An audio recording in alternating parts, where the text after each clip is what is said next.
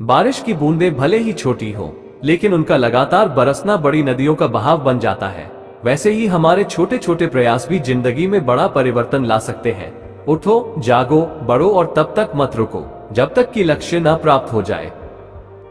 अगर आपको लगता है मेरा कुछ नहीं हो सकता, तो ये कहानी आपके लिए। सपने वो नहीं जो आप नींद में देखते हैं, सपने वो हैं जो आपको नींद न आने दें। बारिश के दौरान पक्षी छत की तलाश करते हैं, लेकिन बाज बादलों के ऊपर उड़कर बारिश को ही टाल देता है।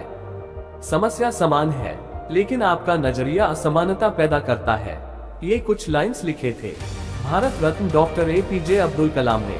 आज की इस वीडियो में मैं आपको कलाम सर के कुछ ऐसे किस्से सुनाने वाला हूँ, जिसे सुनकर दोस्त मेरे सोचने का नजरिया बदल जाएगा और तुम अपने अंदर एक नई एनर्जी फील करोगे। दोस्त, तुम्हें पता है कलाम सर ने शादी क्यों नहीं की? उसका सिर्फ एक रीजन था, और वो रीजन था वो सबसे ज्यादा अपने काम से प्यार करते थे। दोस्त, तुझे जानकर हैरानी होगी, जिस दिन उनकी सगाई थी उस दिन भी वो काम में इतने बिजी थे कि वो अपनी सगाई तक भूल गए, और उस दिन उन्होंने शादी न करने का फैसला कर लिया। उन्होंने एक इंटरव्यू में कहा, इंसान शादी और बच्चे अपनी सिर्फ सेल्फ रिलेशन के लिए करता है और मैं सेल्फिश नहीं होना चाहता। मैं अपनी पूरी जिंदगी अपने देश को समर्पित करना चाहता हूँ। दोस्तों, बात है 10 अगस्त 1999 की। 19 साल की मेहनत, 30 मीटर लंबा SLV-3 रॉकेट 17 टन के वजन लेकर 7:58 बजे पर आसमान में उड़ गया।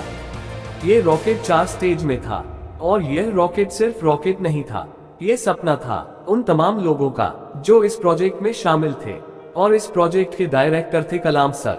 वो रॉकेट पहली स्टेज तो पार कर गया, लेकिन दूसरी स्टेज में जाने के बाद रॉकेट ने काम करना बंद कर दिया, और 317 सेकंड के बाद कलाम सर और उनके लोगों का सपना कचरा बन गया। श्रीहरिकोटा से 560 किलोमीटर दूर समंदर में जा गिरा। तो क्या हालत हुई होगी उस वक्त कलाम सर और बाकी सारे साथियों की, जब उन्होंने 19 साल की मेहनत, उनका सपना कुछ ही सेकंड में समंदर में कचरा बनकर बिखर गया।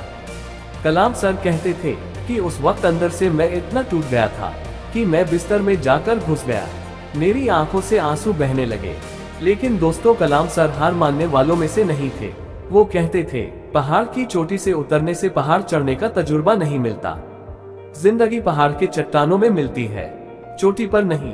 कलाम सर भी इसी तरह एक एक कदम आगे बढ़ते रहे, और 201 साल के बाद 18 जुलाई 1980 सुबह 8:03 बजे पर हिंदुस्तान का पहला सैटेलाइट रोहिणी अंतरिक्ष की ओर निकल पड़ा, और अगले 2 मिनट के अंदर रोनी सैटेलाइट अंतरिक्ष में था। कलाम सर ने बताया कि उन्होंने उस दिन जिंदगी के सबसे अहम पल जिए, क्योंकि उनकी 20 साल की मेहनत अंतरिक्ष में थी।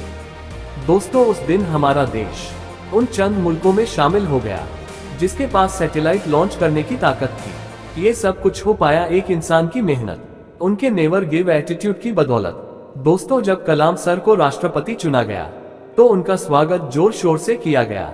राष्ट्रपति भवन को बहुत ही खूबसूरत तरीके से सजाया गया, लेकिन ये बहुत कम लोग जानते हैं कि जब कलाम सर वहां पहुंचे तो वो बस 2 सूटकेस लेकर वहां पहुंचे। एक सूटकेस में कपड़े और दूसरे सूटकेस में किताबें। इसे कहते हैं किताबों से प्यार। अगर इस वीडियो को कोई स्टूडेंट देख रहा है तो ये बात समझो कि जितना आप किताबों से प्यार करोगे, उतना वो किताबें आपको बड़ा बनाती चली जाएंगी। ये किताबें ही थी जिन्होंने कलाम सर को इतना बड़ा बना दिया।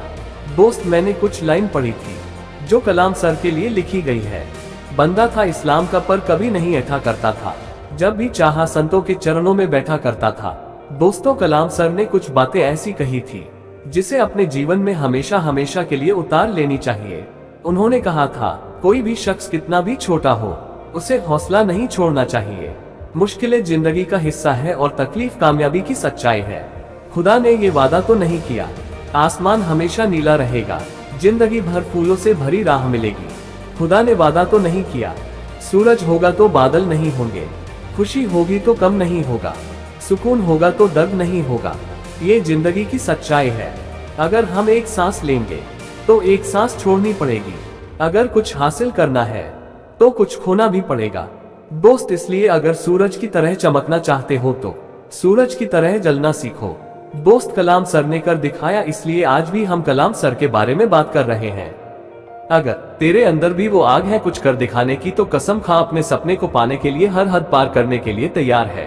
और अपने सपनों को मोटिवेशनल फ्लाइट देने के लिए चैनल को सब्सक्राइब कर लेना। जय हिंद, जय भारत।